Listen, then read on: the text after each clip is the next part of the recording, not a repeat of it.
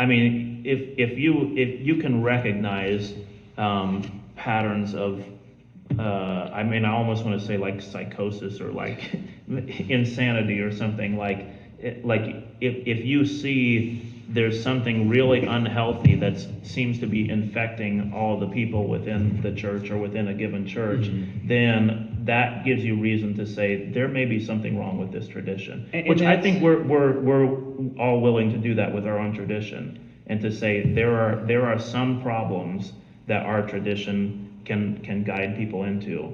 And so we're not trying to overthrow the tradition, but we're using that sort of experience, or that sort of seeing the consequences play out over generations, and we're saying, okay, somewhere in there's a problem, and so let's keep the good stuff in the tradition growing and prune out the bad stuff. Yeah.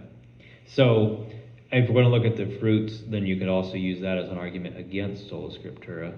Because like I would argue that the fruits of Sola Scriptura is ultimately mass psychosis.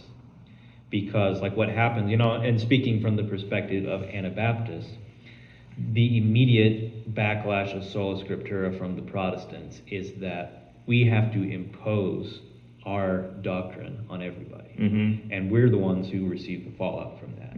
Like at first we're going to literally kill everybody that disagrees with us. Yeah, and like Calvin directly advocates for that. Right. He talks about using the sword to enforce the faith on people who don't accept it. Yeah.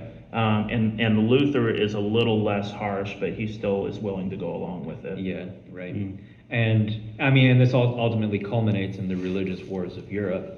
Like, the height of that being the 30 Years' War that kills 20 million people. Like it's the bloodiest and most destructive conflict in human history until World War II. Okay. So it's like the fruits are not great. So I was just about to accuse you of laying this all at the feet of Sola Scriptura, and there may be some other factors going on, but Sola Scriptura doesn't seem to be solving the issue, but seems to be feeding into it. Right.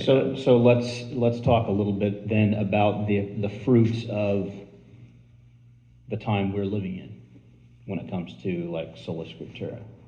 Like what are the, we're not necessarily killing each other nowadays, but what is it? I would relate that to the comment that I made about this transforms the nature of your relationship with Scripture and your sense of what Scripture is for. Scripture isn't for prayer and for meditation and devotion. Scripture is for argumentation. And I would say that is a huge problem in Christianity today, is that people just want to dig into the Bible so they can prove that they're right, and specifically so that they can prove to other Christians that they're right. And so you have like all this argumentation, all this debate that's going on between denominations, and there's no love for the lost children of the world. Okay, I want to maybe clarify something there that might be misunderstood. So you make a comment that Sola Scriptura, people stop seeing the Scripture as something that is for prayer and meditation and worship, and use it as something for formulating arguments. So we're not suggesting that the Scripture doesn't contain truth. Rather, what we're trying to get at is how you get at the truth in Scripture. Right? Yeah. So I mean, even as I say that, then I'm touching on something which we haven't exactly mentioned, which is just the sort of union between the idea of Sola Scriptura and reason and rational argument. But like it's your individual reason that is going to be the light on Scripture, and tradition, like accepting things on tradition and accepting things on authority, you will find those on a list of logical fallacies. Like if you're going to be a logical, rational person, you don't accept tradition and you don't accept authority. Right. Well, Sola Scriptura is a doctrine of logical, rational people, and they're going to reject those, and they say, since it's a logical fallacy, then like it's not real or it's not valid, and I'm going to throw those out. I'm going to throw out tradition. I'm going to throw out authority, and I'm going to be left with the Bible, and the Bible is like rational fodder for my arguments. Yeah. Well, so if you really get carried away with it, you'll ultimately find just about any form of logic and reason and knowing on a list of logical fallacies. Yeah, right, So, right. like, just because somebody says it's a logical fallacy doesn't mean it actually is. It can be a logical fallacy if it's, Well, no, like if it's so- pursued in an insane way. No, I would say you can call it a logical fallacy, that's Mhm. fine. Because a logical fallacy means you're violating the rules of logic, Yeah. which is what you're doing. Like, Right. if you trust in authority, then you're violating the rules of logic and you're operating under something that's different than logic.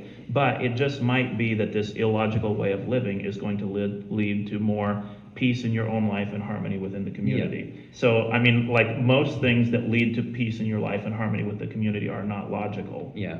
In fact, logic tends to not lead to peace and harmony. Right, which with is anybody. which is sort of our argument. You know, if we tie Sola Scriptura to reason and rationality, then it's the same thing. We're saying like Well- this doctrine of reason and rationality is what did not lead to peace. So like in the community. not only can you not find peace in your community and with others outside of your community through logic and reason, you can't even find peace in yourself, because like you're constantly in this tension of like, how do you know that you're right? Which is something Sola Scriptura fails to address, is how do you know? Mm-hmm. And